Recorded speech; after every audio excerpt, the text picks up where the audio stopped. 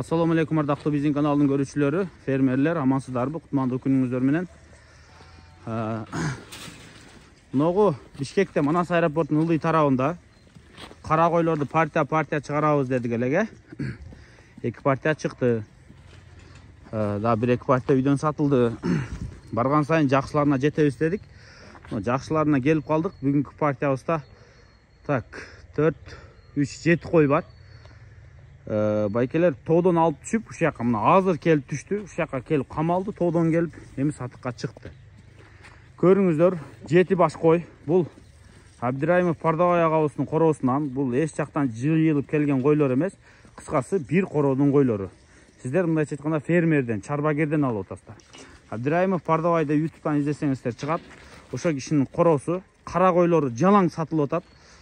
Биз элдерди тоого апарып тандатып эме кылганыбыз жок.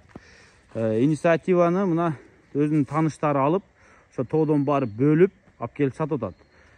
Айткыбыз келгени, бул койлорду тоого апарып бирөө тандатып койгон жок да. Контроль ошо кишинин инилери тарапта. Тоого эч ким барбайт.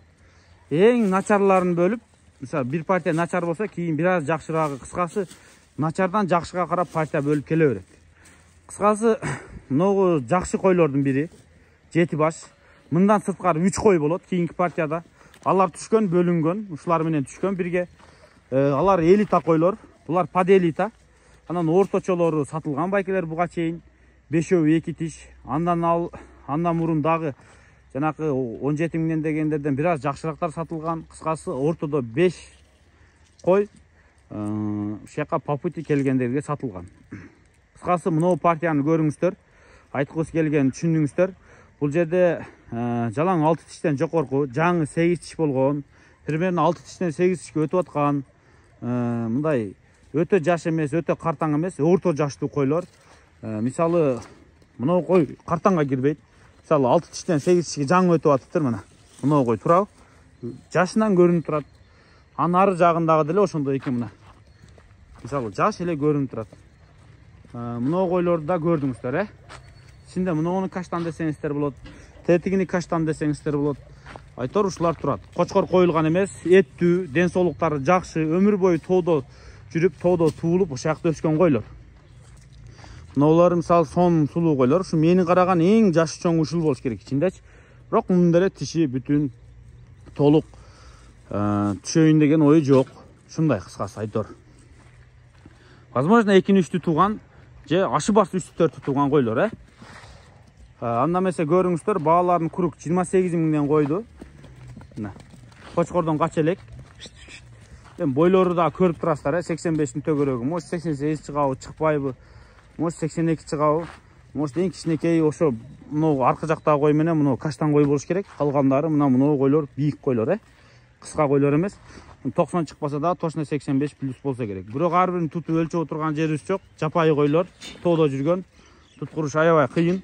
Мына кыймыл аракети менен эле көрүнүп турат, 28 миң сомдон курук коюлду байкелер.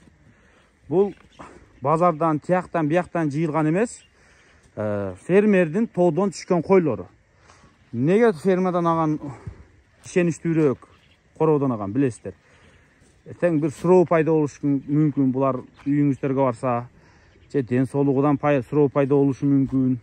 Кыскасы ошол нерселерди короодон алган сиздерге выгодныйраак байкелер. Булар ивермекти дагы бир эмени препараттык алган. Тагыраак айтканда, булар вакцинациясын алган күздү күнү. Кече жума күнү 10 күн мурун алганбы ушундай. Кыскасы сиздер муну барыш менен буларга альбен ичирип коюшуңуздар керек. Күзгө альбен ичирилек, бирок жана ивермек менен дагы бир препарат сайылды дедим, мен унуттум, эсине чалсаңыздар айтып берет. Номерлергечи. Кыскасы сиздер барыш менен альбен ичирип коесуздар, ач карым болду. Ошону менен кочкорго кое бересиздер, буйруса. Ачыгын айттык. Эгер жок, өтө суперин алам десеңиздер 3 баш кой бар. Аны булар сатылгандан кийин чыгарабыз. Ошону да күтсөңүздөр болот. Бүгүнкү күнгө айта турган нерсебиз ушул. Күн кечкирип баратат, темный көрүнүшү мүмкүн. Так, бүт бары мондай койлор. 28 миң сомдон круговой коюлду. Бишкекте Манас аэропортунун ылдый тарабында Карла Маркс картадан Октябрьская деп чыккан айыл. Картадан атасын да айтып коелу. Бу койлор келгенде мындан мурунку сатылган койлорду ошо машиначылар таба албай кыйналды, алып кеткен. Ошону айтып коелук дедик. Тиштерини сиз өлчөп көрсөтөсүзчү, келгендер өздөрү көрсүн. Тутуп, булар тутуш кыйын экен, а? Bir жерин ортуп алып. Ошону айтпайбы, өзүңүздөр келип көрүңүздөр. Эми айтып атабыз. Каттан койлор эмес, бирок жаштагы эмес. Мисалы, мына кой жаш эле негизичи.